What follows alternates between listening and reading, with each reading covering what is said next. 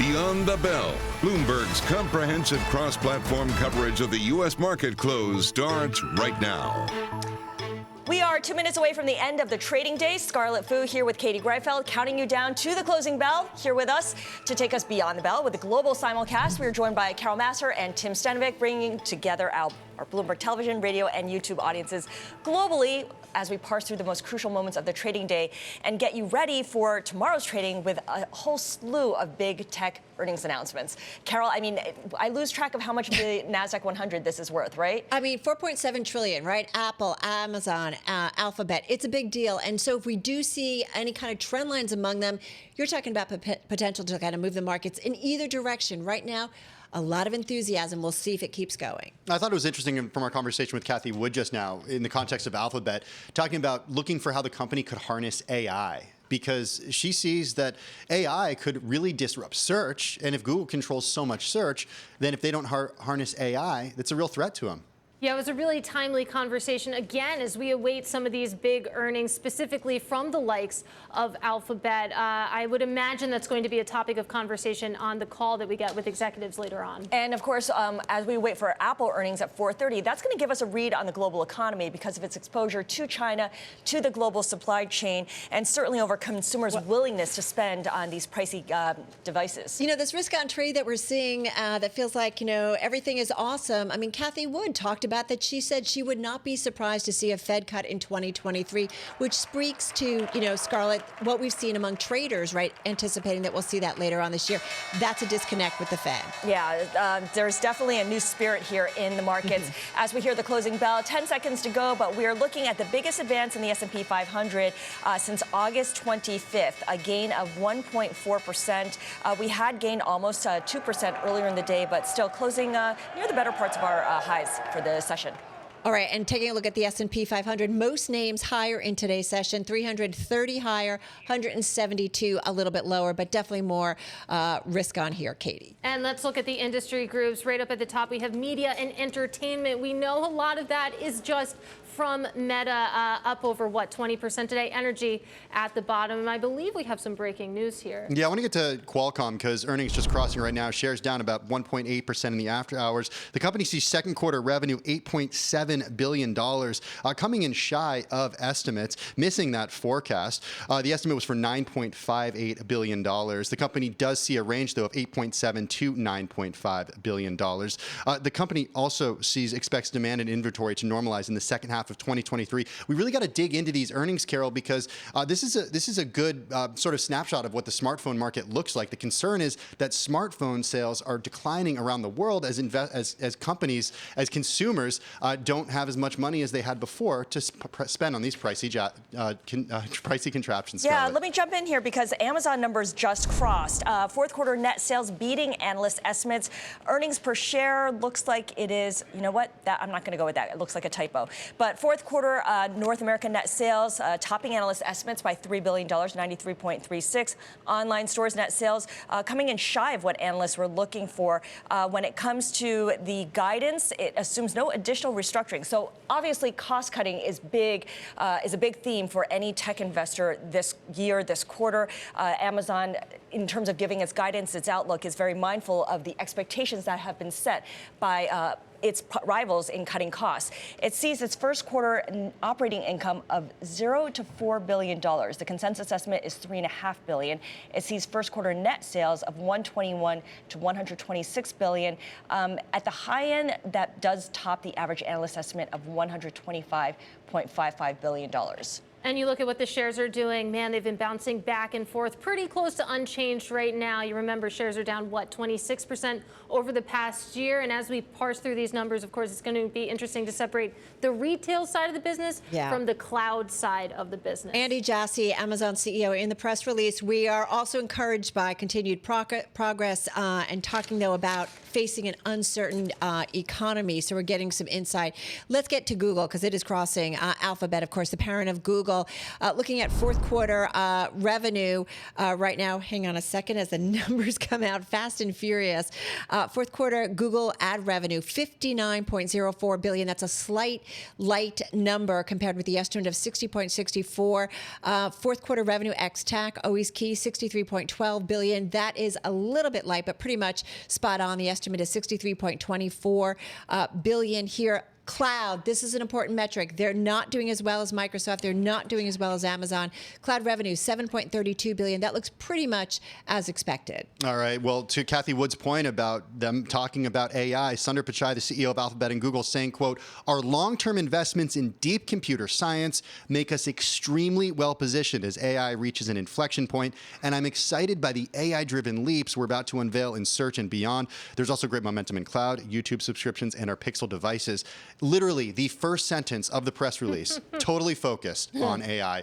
Investors concerned that, they might not harness AI the way that other companies have. So clearly top of mind in the press release, probably going to be top of mind in the call. But just to dig into some of those numbers there, when we look at revenue, Google advertising revenue came in a little bit light, about $59 billion. The estimate had been for a little bit over $60 billion. YouTube ad revenue just under $8 billion. The estimate was for $8.3 billion. So overall, a little bit light, but you look at the shares up slightly, about 1.2%. Yeah, you wonder to what extent the results from Snap and the results from these other companies that do depend on advertising kind of set the tone and set the bar for Alphabet. I know that you can't compare Snap and Alphabet given that they're companies of such different sizes, but it gives you an indication of where companies are willing to spend and how they're going to deploy that cash that they're now holding on to a lot more closely than they had been the same time last year. We should add as well that Alphabet sees a charge of $1.9 billion to $2.3 billion. I don't have any further details on what those charges are related to, but something to keep in mind. It definitely takes away from the bottom line. I will say, thanks to Matt Day on our live blog, who notes that Amazon's expectations for fourth quarter revenue and operating income missing on net income, and some of that is the noise from the valuation markdown when it comes to Amazon's stake in Rivian, the EV maker that has been under pressure. And I should point out, those job cuts were obviously earlier this month here, and that was about 6% of its workforce, global workforce, which was the largest in the company's history. But that we got earlier this month. All right, let's take a look at what's going on with shares of Ford in the after hours as earnings begin to cross.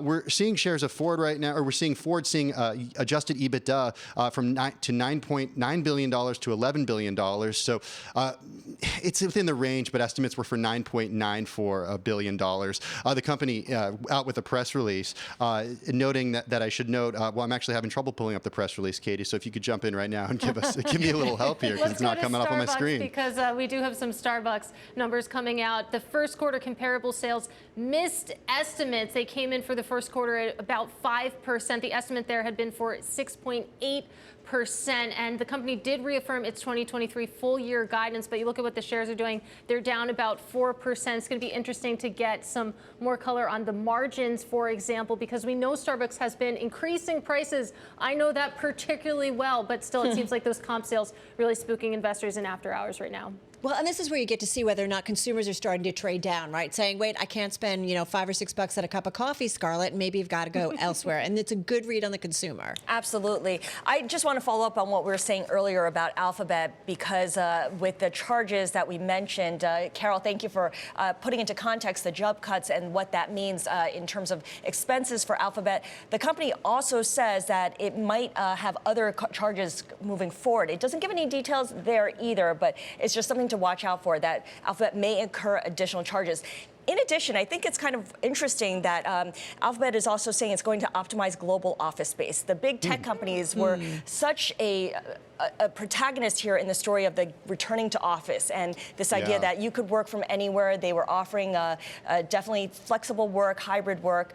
And in this case, Alphabet is going to see its exit costs relating to office space of about $500 million in the first quarter. So perhaps right-sizing its office space, looking at it as a way to reduce its expenses. Well, I want to get back to Ford because we're seeing additional headlines cross here when it comes to the company. Shares up more than 1% in the after hours. Ford to pay a supplemental dividend of 65 cents per share. The company sees adjusted free cash flow for 2023 of about $6 billion. And the company is also going to report based on 3 new business segments starting in 2023. So we talked about the importance of the market value of these companies. So I'm taking a look at Google shares. They are down, Alphabet, down about 1.8% in the after hours. We continue, Katie, to see Amazon under pressure, down about 3.5%. And of course, we're still waiting for Apple.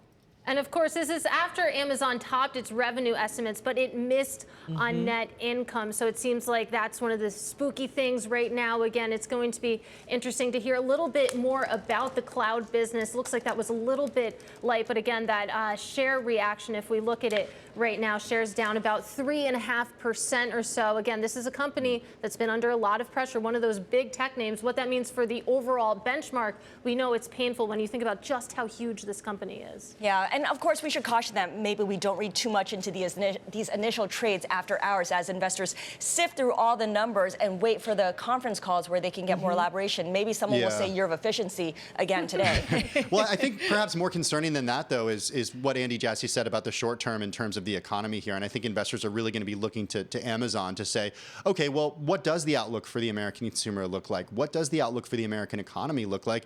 And what does that mean for Amazon's business? Because what it said a quarter ago really got people concerned. You know, is this all enough, though, to keep the momentum that we've seen built in the last day or so when it comes to kind of the risk on trade? I'm looking at NASDAQ E-mini futures in the after hours. They're up about 2.6%. You're right, Scarlett. It's early on, and things can change certainly dramatically as we go through those conference calls. But initially, investors are buying into it. Yeah, buying rumors, selling news, right? Yeah, but I mean, just to get back to the benchmark, Matt, you think about the huge day that Meta had. You look at the S&P 500. Meta is what, 3% of the Nasdaq 100. It's 1.2% of the S&P 500. The Apples, the Amazons, the Googles, these matter a lot. It's a lot more percentage-wise than it was earlier in the day, Katie, after having the best day in years, right? I don't know about you guys, but I'm exhausted.